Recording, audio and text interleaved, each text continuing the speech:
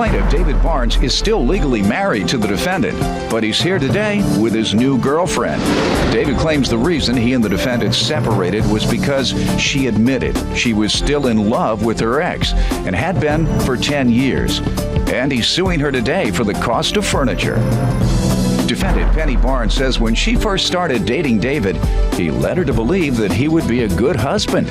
However, 3 months into the marriage, she realized that she'd made a mistake. Penny claims she and David constantly had money issues, and she suspects David's new girlfriend is behind this lawsuit. All rise. This court is now in session. The Honorable Judge Greg Mathis presiding. You may now be seated.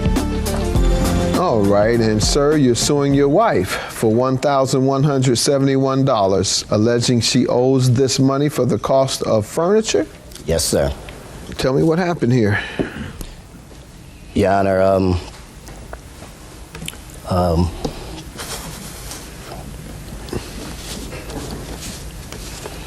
Why don't you tell me what the nature... 07, no.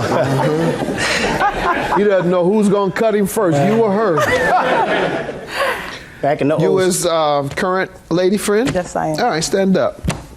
State your name. My name is Audrey I just want you Snowden. to stand up and tell you how bad that suit is. Thank you very much. Really, really sharp. Why don't you start off telling me the nature of you all's relationship? Okay, when I first met David, he led me to, well, we dated, you know, I don't know, probably 9 or 10 months. But during that time, David led me to believe that, you know, that he would be a good husband for me. I mean, he had issues, and we all do. And I felt as if I married him, I could work through those small issues. What were his issues, if you don't mind? One of our issues was money. That's a common issue. Yeah, and it became... The only way to work through that is to work. Yeah, but you both got to be willing to work it. Go ahead. But when we got married, like within the first 3 months, Did he spend all his money on clothes? No, sir. I'm looking at you. You mighty hooked up over there, too. Thank you, sir. You got it. You can go ahead. You can go ahead and smile. There you go.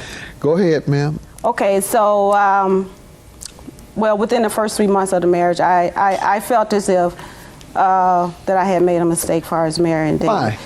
The lifestyle that I lived, the lifestyle that David was living, it was totally different. And How so? Describe the lifestyles that you all were living.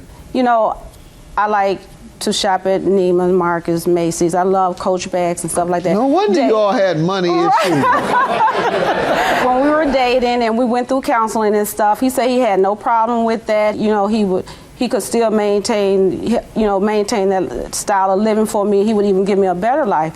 But when we got married, it was a whole different story. The money just became, it was just so many things that became an issue in the marriage. What other things other than you couldn't go to Neiman Marcus? No, like it's you not used to, just like that you I couldn't wanted? go to Neiman Marcus. I mean, you know, he was dishonest about a lot of things too. She money hungry, sorry? Yes, she is. She money hungry? Yes, she is. Yeah. Got to spend up all the money on expensive items that you all couldn't afford? Exactly. Cause money problems? Yes. Then she get attitude because she couldn't buy what she wanted. You go buy her some decent stuff, moderately priced. She throw it in your face, tell you know she don't wear nothing like that. Say, if you're gonna get me something, go to Neiman Marcus and get me something. Otherwise, don't get me this. I don't wear cheap clothes, you do. And she ain't ever tell you that, did she? No. Okay. That's not true, and I'm not money hungry. Well, what other problem? Okay, he told me that he know how to repair. He would be able to repair all of our vehicles. He could do repairs around the house and stuff. But when it came to that, he could not do any of that stuff unless he got somebody to help him. That's not true. Why'd you all break up? I wasn't happy in the marriage. Okay, and you all are still married, I understand. Yeah. And he says his wife. Yeah, we're So still you all married. been separated for how long? September. Okay. Sir, you tell me your side of the relationship. We met in church and we started dating around June of 07. Mm-hmm. Going into 08, we got married January 18th. And that whole year went totally perfect, all that whole year. When we got into 09, it got down to like, it seemed like she didn't want the marriage anymore and stuff like this here. So at that time. Did you have any idea why? No, I didn't. Did you ask? So she took me in front of my pastor to try to control my finances. She wanted to control the whole money thing, and I was not going to have it. And that's how that went. And I told her point blank, no. And then all of a sudden she came out with something to me, and it just really hit me real hard when she said, I've been in love with this man for 10 years. And I'm like, what you just said? A different man? Her ex. I'm like, oh my God, you gotta be really kidding me. And I said, like, I'm going to find me an apartment. She told me that I had to leave anyways. I was in that apartment for 2 months before I did not receive not one bill for this furniture of what I need to owe on this furniture. So I inquired my friend Audrey to come over, for we can go to Raymore and Flanagan to find out why I'm not getting the bill. What she had gave me was the bed. And I told her I wasn't paying for it. When we went to Raymore and Flanagan, she was in Raymore and Flanagan. At that time, we said, I'm going out to the car, we're gonna sit out there. Once we got out to the car, she got in her truck, zoomed past me.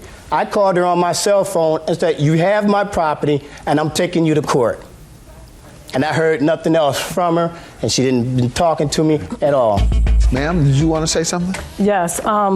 He told me that she asked him to leave and everything. She wants to control the money, which has nothing to do with me. I don't care anything about that. But as far as her saying that he doesn't know. Yes, you do. You shop at Neiman Marcus too. I'm looking at that suit. You better watch it. You better watch it with us too, dog. I work every day. Go ahead.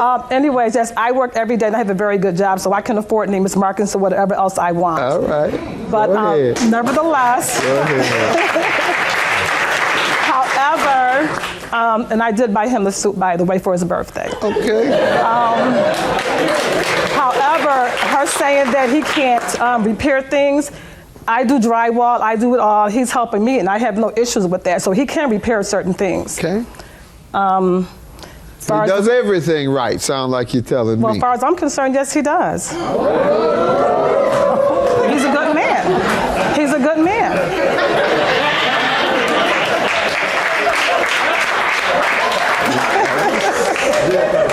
Did you tell your husband that you have been in love with someone else for 10 years? No, I did not tell him like that, Your Honor. How did you tell him? When I sat David down, I told him that I'm not happy in the marriage. I said that I do care for somebody else.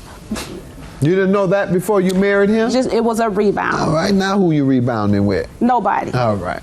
Your Honor, the thing is, the reason that I'm here because David is suing me is because of his girlfriend that he's living with. When David first left, when we sat down and we talked about this whole thing, I told him he could take the bedroom. Said he agreed. He said okay. He came back a couple of days and said he needed dishes and different things. I gave it to him. I gave him sheets for the bed. I had got a $500 comforter set for the bed. I gave him that. I mean, we were fine. And then in December, when I saw him and his girlfriend shopping, you know, that's when he started calling me saying, well, I'm gonna sue you, I'm gonna sue you. And then after he moved in with her, he kept calling, I'm gonna sue you, I'm gonna sue you, I'm gonna sue you. I said, okay. Okay, let me ask, why haven't you all pursued a divorce? He has. I have started it. Your Honor, you filed it already? Yes. Okay, what are you saying, ma'am? When I first filed for the divorce, he went signed it. He said he didn't want to pay me alimony. And I said, well, I will have it written up where you don't have to pay me anything. I said, just sign the papers. Then he called me, I think, in January. He said, I found a lawyer, it's $1,200. Can you give me $300? I said, no. I said, because when I wanted to, you know, get it done with, I was going to pay for it. You weren't willing to do it. I said, so now you have to pay. I would have wanted a lawyer to look over it, whatever type of documents you sign, if it pertains to a divorce. Yes. Excuse me, sir. She didn't have a lawyer for $1,200. She sent I didn't say I had $1,200. She sent a paralegal over to my job, a paralegal, to have me sign papers that had no court stamps or nothing on it. That's to sign a paper. That's not true. Okay. That is true. Well, the problem both of you have today is that you're husband and wife. You can't divide up any assets until you're divorced. That's up to the divorce judge. So that's where you all are going to have to go to divide your assets up. All right, good luck to y'all.